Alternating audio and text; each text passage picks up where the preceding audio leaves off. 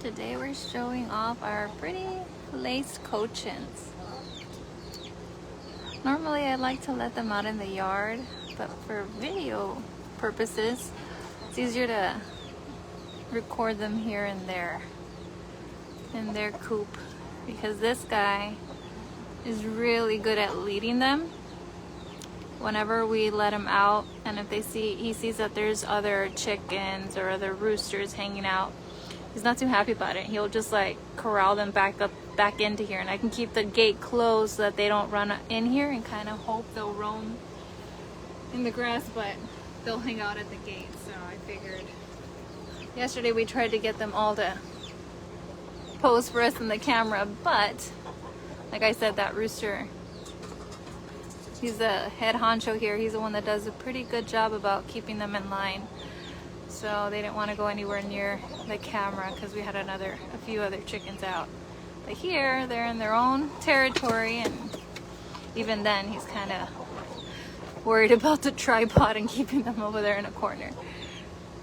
These are two younger roosters, actually, that are the silver laced. They're also laced Cochin, but these guys are silver, as you can tell. Giving them some little snacks, kitchen scraps. They're fighting over them. She came straight to the source.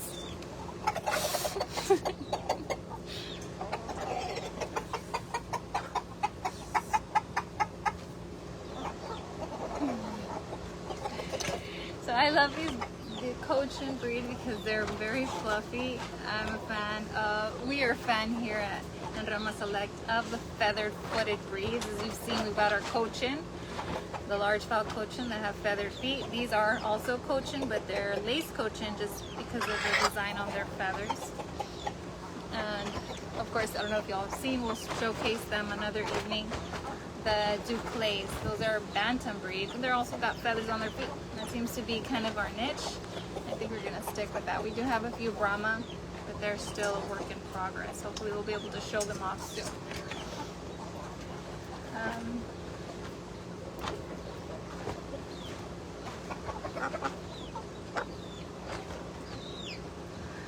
You can hear we also got some broody hens in here as well. There's another late golden rooster that's coming up. We got another broody hen over here. And that little chirping sound you can hear is our little guy that we let hatch. Normally we're not letting them be broody or hatching any of their eggs lately. It's close to summer and we've still got quite a few in stock if you guys are interested. And he's locked in that little cage just because normally when we allow the hens to hatch their babies, we let them roam around our backyard freely. So they can raise the baby alone, safely from other hens. Because sometimes hens or roosters can get a little aggressive, or they'll step on the babies and they don't realize it. However, once the baby's old enough, we gotta reintroduce them into the flock safely. Now, since mom and baby have been away from the flock, they'll recognize mom when she gets back and kind of integrate her using the pecking order. But the baby's a brand new chick, a brand new addition to the flock. So for his safety, so he doesn't get pretty much butchered during the pecking order process, we introduce them by keeping them behind the cage, keeping them locked in a cage in the same environment so that they're constantly in contact with him and watch and able to kind of interact with him and see him. Still see, they can see him, interact with him, but he's still safe behind his little cage there. He's got his food, his water access. Mom's still always hanging out nearby. It's her baby. But this has been the safest way to introduce them into the flock. After about a few days to a week, depending, we'll like do little trial runs, let them out, see how the other flock is reacting to him. Once they're not pecking at him, we know he's been safe. They're comfortable with him around. But for now, we just put him in there yesterday, so I'm gonna keep him there just for his own safety. Hi, Mama.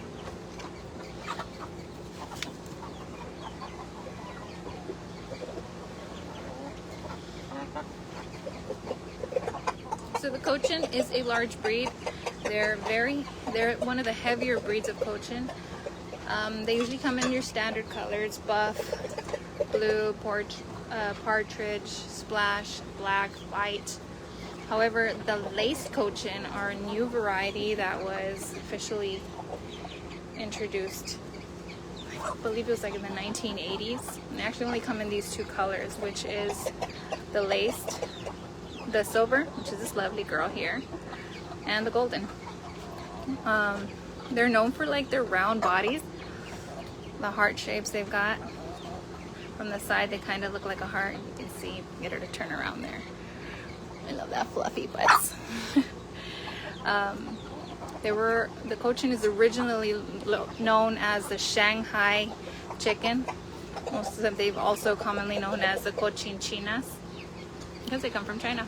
And many people do not know this. Well, a lot of times when they see our Cochins, they're like, oh, you'll have Brahma available. Do you have any Brahma eggs? Like, well, no, these aren't Brahma. They're very similar, yes.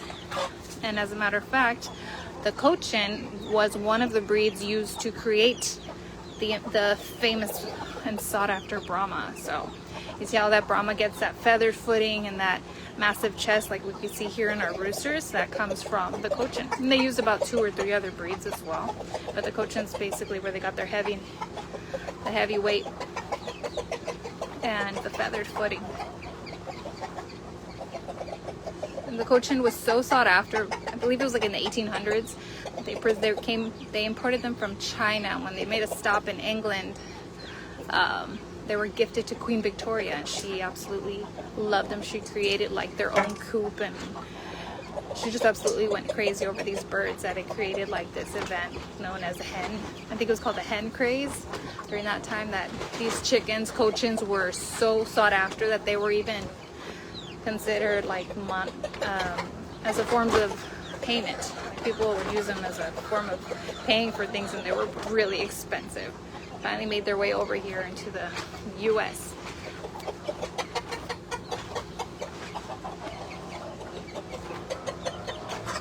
But yeah, these guys are a gentle breed, so if you've got kids, you don't really have to worry about them getting attacked. Like the kid can come and easily pick up a rooster, and he's not going to do anything to them. They're gentle giants. They're lovely mothers. They go broody often, and it tends to happen more in our heavy set chickens. If you've noticed, if you see something like a skinnier, taller, or high production bird, they don't tend to go broody often, but Cochins do. And they're very good mothers. So, I don't know, they just got like that round motherly look about them. What a jerk. As you can see, they're very gentle. Not for snacks. No, these guys are young roosters, so they're constantly stepping on our hens. They're young and they're ready to go. And if y'all are interested, still have one of these guys available. Look at him. He's a handsome boy right there. The head honcho in here is still this guy, so that's why they're very easy. Gets upset if he messes with their ladies too much.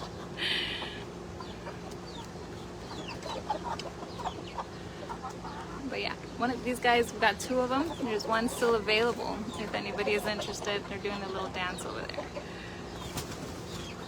The wonderful thing about Cochins as well is that they're such heavy birds.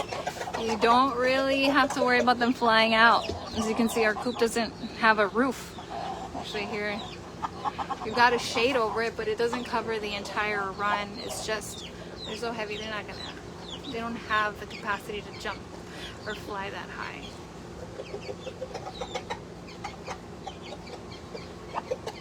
There you go, little guy. And despite their size, Cochins are actually pretty good layers, and they'll lay all through winter because they've got that heavy feathering that keeps them nice and warm.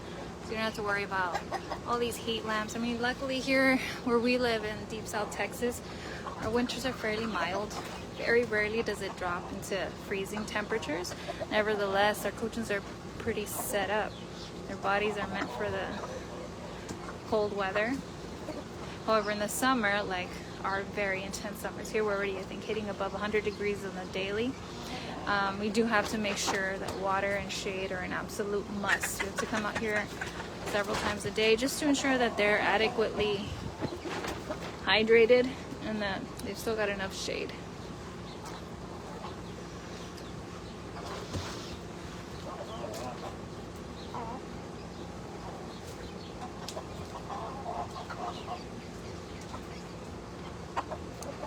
One thing I will say is they're a big breed.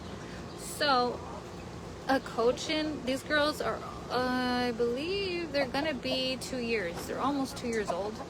And they're already pretty big, but they don't, since they're a larger breed, they don't reach their full potential, you could say, their volume, height, weight, max weight until about 2 years. Until they're about 2 years old. So they're a little slower to grow, therefore they do take a little longer before they start laying. Usually you'll see them start laying eggs proficiently at about 8 months. Well, most other hens will start at about 6 to 7 months, but those are usually the hens that are with like a higher production, like your Rhode Island Reds, your Leghorns, stuff like that. Cochins, like I said, are a little slower to develop because they get so much bigger and so much heavier. But like I said, they're really decent egg layers. I don't have any complaints. We're not without lack of eggs here. But yeah, so that's today's showcase chicken that we have here at El Rema Select. We've got our backyard chickens going on here. These are our laced Cochins. We have fertile eggs available. We do have, like I mentioned, a rooster, a silver laced rooster on the market looking for a new flock to lead. They're good protectors.